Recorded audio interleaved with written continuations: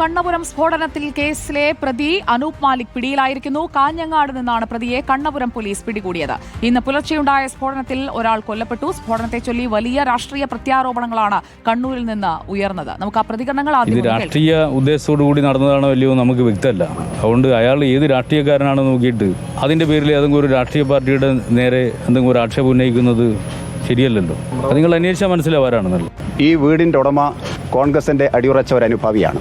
ഈ വീട് വാടകയ്ക്കെടുത്ത് ഇവിടെ മരുന്ന് നിർമ്മിക്കുന്നത്, ബോംബ് ഉണ്ടാക്കുന്നത് ഒരു കാലത്ത് KPCC പ്രസിഡന്റായിരുന്ന K. സുധാകരൻ്റെ വലം കൈയായിട്ടുള്ള ആളാണ്. ഇത്ര കാലമായിട്ടും ഇവിടെ ഇങ്ങനെ ഒരു സംഭവം നടക്കുന്നുണ്ട് എന്നുള്ളതിനെക്കുറിച്ച് കൃത്യമായ ധാരണ പോലീസിന് ഇല്ലാതെ പോയത് വലിയ ഒരു വിഷയം തന്നെയാണ്.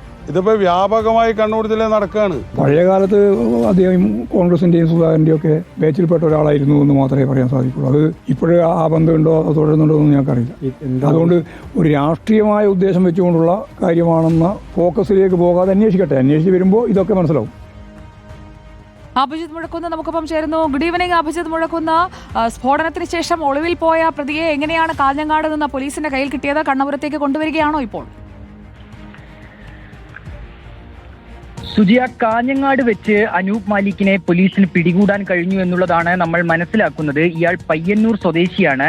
ഈ സംഭവം ഉണ്ടായതിന് പിന്നാലെ അനൂപ് മാലിക്കിനെതിരെ എക്സ്പ്ലോസീവ് സബ്സ്റ്റൻസ് ആക്ട് പ്രകാരം പോലീസ് കേസെടുത്തിരുന്നു.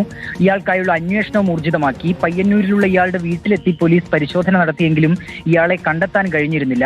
ഇയാളുടെ മൊബൈൽ ഫോൺ തന്റെ വീട്ടിൽ വെച്ചാണ് ഇവിടെ നിന്ന് കടന്നു കളഞ്ഞത്. പക്ഷേ ഈ വീട്ടിൽ നിന്ന് ഇയാൾ രക്ഷപ്പെടുന്നതിന് തൊട്ടു മുൻപായി ഇയാളുടെ ഒരു സുഹൃത്തിനെ ഇയാൾ വിളിച്ചിരുന്നു.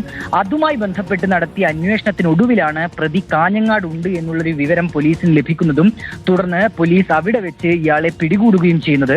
നിലവിൽ ഇയാളുമായി പോലീസ് സംഘം കണ്ണപുരത്തേക്ക് പുറപ്പെട്ടിട്ടുണ്ട്. കണ്ണപുരത്ത് വെച്ച് പ്രതിയെ വിശദമായി ചോദ്യം ചെയ്യും. ഇതിലൂടെ മാത്രമേ എന്താണ് സംഭവിച്ചത് എന്നതടക്കമുള്ള കാര്യങ്ങളിൽ ഒരു വ്യക്തത വരികയുള്ളൂ.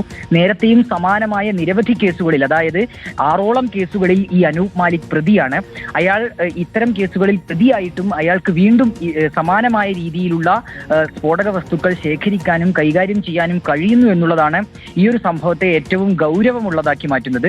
ഏതായാലും പോലീസ് അയാളെ ഇന്ന് വിശദമായി തന്നെ ചോദ്യം ചെയ്യും. അതിൽ നിന്ന് കൂടുതൽ കാര്യങ്ങളിലേക്ക് എത്താൻ പോലീസിന് കഴിയുമെന്നാണ് പ്രതീക്ഷിക്കുന്നത്. സുജയ്, ഇന്ന് പുലർച്ചെ 2 മണിയോടെ നടന്ന അപകടമാണ്. അതിൽ മുഹമ്മദ് ആഷാം എന്നുള്ള ഒരാളുടെ മരണവും സംഭവിച്ചിരുന്നു.